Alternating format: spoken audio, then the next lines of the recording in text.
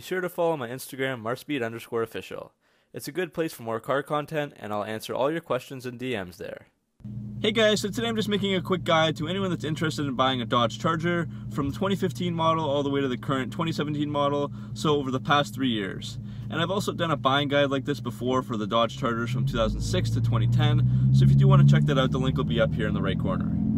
For this video, I'll go over 6 categories: the different models and what they come with, the varying performance times for each model, some problem areas, some downsides, reason to buy the car, and also which models are your best bet. First, let's look at the different available models. In total, there are 8 models over the 3 years, with different trim levels and 4 different engines. All the prices that are shown are going to be in US dollars from Dodge.com and Autotrader.com. So there is only one V6 offered throughout all 4 years from 2015 to 2017. The SE and the SXT are the lower end models that both come with the 3.6 liter Pentastar V6. This makes 292 horsepower and also comes with an 8-speed automatic transmission. Both of these have an available all-wheel drive, and these are the only Charger models that do have this option. But even these base Chargers come packed with some features. The SE has 5-inch touchscreen, 17-inch wheels, LED headlights and taillights, and a push-button start, and this starts at a price of about $27,995 brand new, and it has depreciated to being around $15,000 and up on the used market. And the SXT adds more features to those, including an 8.4-inch touchscreen, 18-inch wheels, fog lights, heated sports seats, remote start, and more.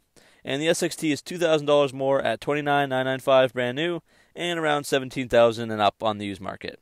And there's also the option for the Rally package, which bumps horsepower up to 300 on the SXT. And unlike previous models, the V6s do get relatively decent gas mileage with 19 city and 31 mpg highway rankings.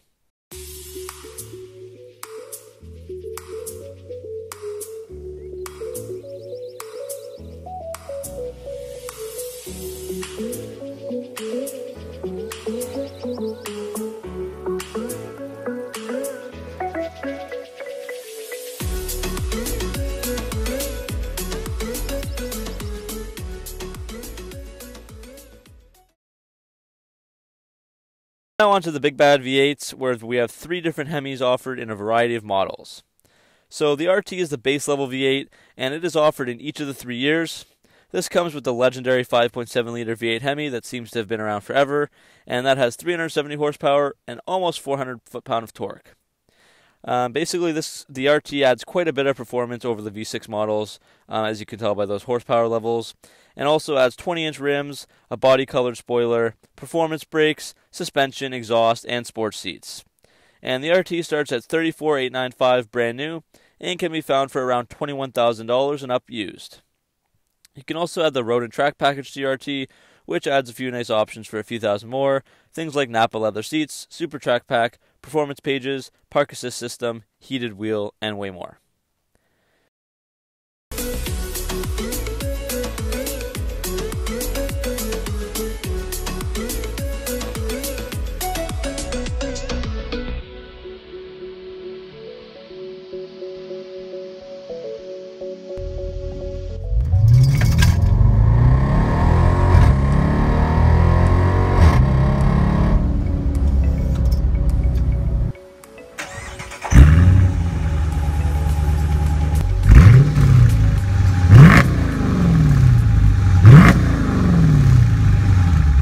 So new for the 2017 model was the RT Daytona. So this is pretty similar to the RT, same engine, but adds many new features on top of the RT.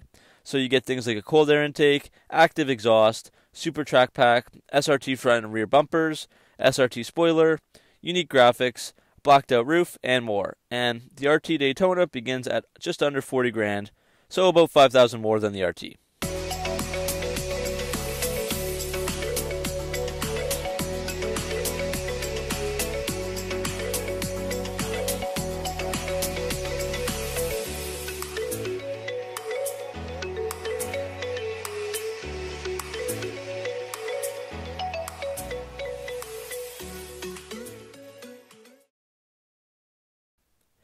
Now on to the next Hemi, which is the 6.4 liter V8.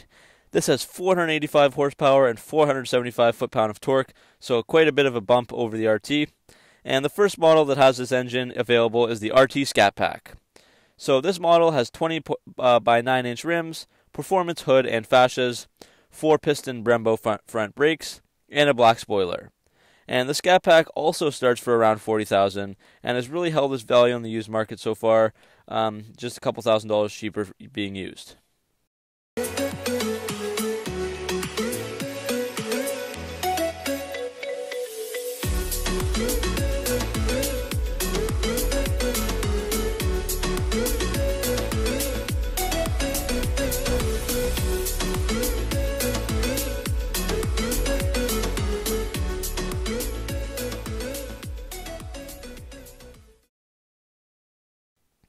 And also new for 2017, as we just went over the Daytona, there's also the Daytona 392, this one with the 6.4 liter Hemi. So this has all the same features of the Daytona that I've just mentioned in the other one, but it comes with the upgraded engine, and for that price it starts at $44,995. And the last model you can find with the beastly 6.4 is the SRT 392. This is one of the 2 SRTs offered, and with this you get 20 by 9.5 inch wheels, 275mm wide tires, 6-piston Brembos, SRT suspension, Hellcat brakes, and the SRT drive mode system. This model is yours for about $51,000, and on the used market they're going for about $37,000 and up. And finally we've come to the king of the Chargers, which is the Hellcat. You've probably heard of the famous supercharged 6.2 liter Hemi that makes 707 horsepower and 650 foot-pound of torque. And this comes in the Hellcat, of course, along with a 204 mile per hour top speed and very lightweight wheels. So the Hellcat comes in at $67,645, brand new, and it's $50,000 and up if you want it used.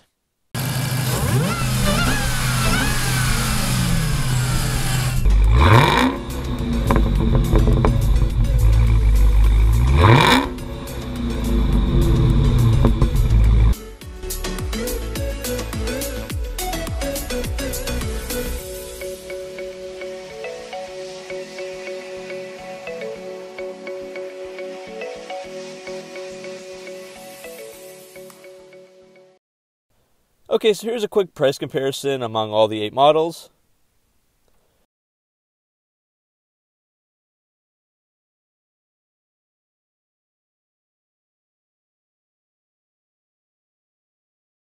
And here's a performance comparison looking at 0 to 60 times and horsepower numbers for all the 8 models.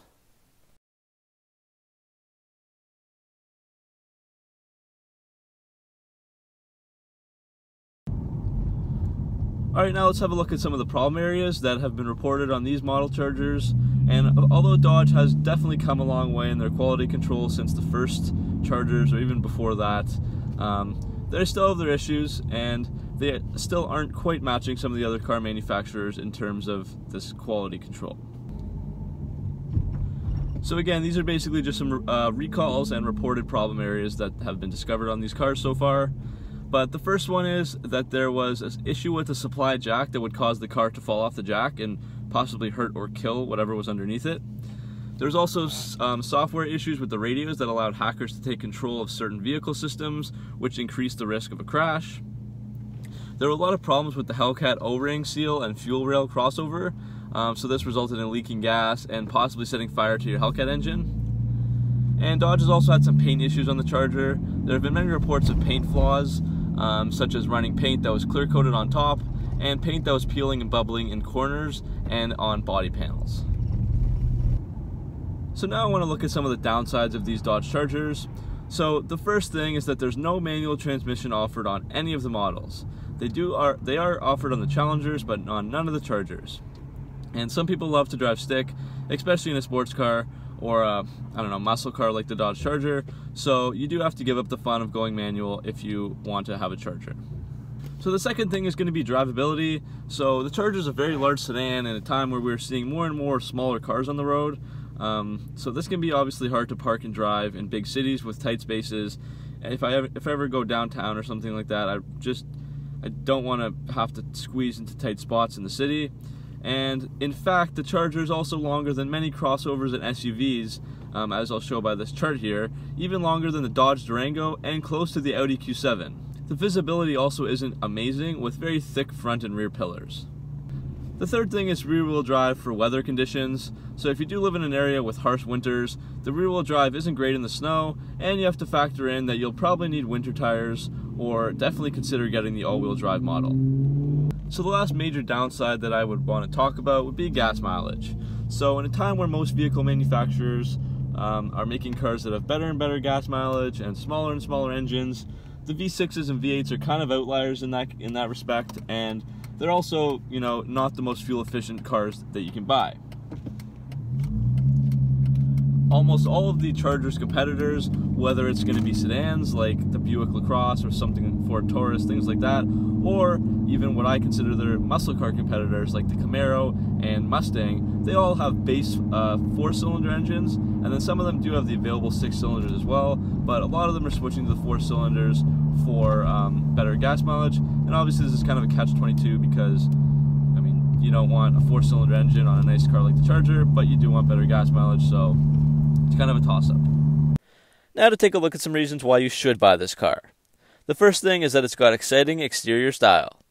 This generation of the Dodge Charger is a gorgeous and aggressively styled vehicle.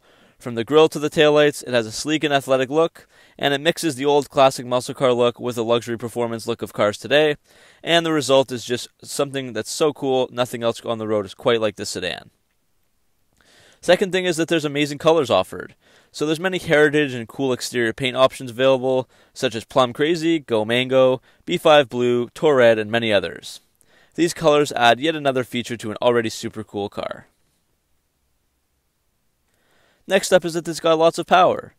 The RT is the most affordable V8 sedan out there, so lots of power for your money, and even the V6s pack almost 300 horsepower, so all the power available is some of the best available in 4-door sedans.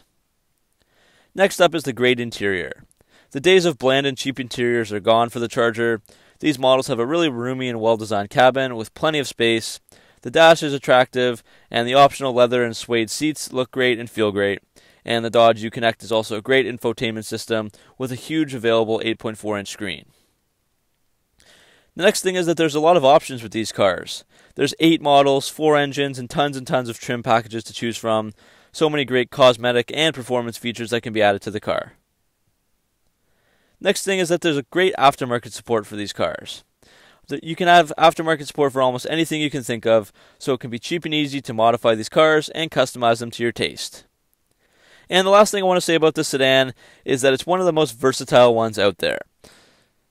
The car seats 5 along with tons of cargo space, and it can be your fuel-efficient daily driver if you have the V6, or it can be one of the fastest sedans in the market if you have the Hellcat, or even the Scat Pack for that matter. It's something that you can take on family around in, you can have a long, comfortable road trip in, and you can also unleash it at the racetrack. It's really quite the unique vehicle. So now say you've decided on a Dodge Charger, you want to buy one, which model is your best bet? So if you want a family car or a decently fuel-efficient daily driver, go with the SXT model. It's got a V6 that is still powerful, but also gets a combined 23 mpg. And the reason I say SXT is because it's loaded with better features and nicer options over the SE for only a little bit more cost. And also due to price depreciation, the price gap between the SE and SXT is constantly shrinking, so you'll be getting a lot of good options for a small cost. So the best bang for your buck model is going to be the Scat Pack. It's basically a dressed down SRT 392, and you get so many SRT features like the SRT body, hood, and the 6.4 liter engine. And it's only around $40,000. So this is your best bet between the RT, which is closer in cost, than the SRT models, which are a lot more expensive. So overall, the Charger is a really fun and unique sedan that looks good and packs a ton of performance. Hopefully you enjoyed this buying guide. Thanks for watching, and I'll see you next video.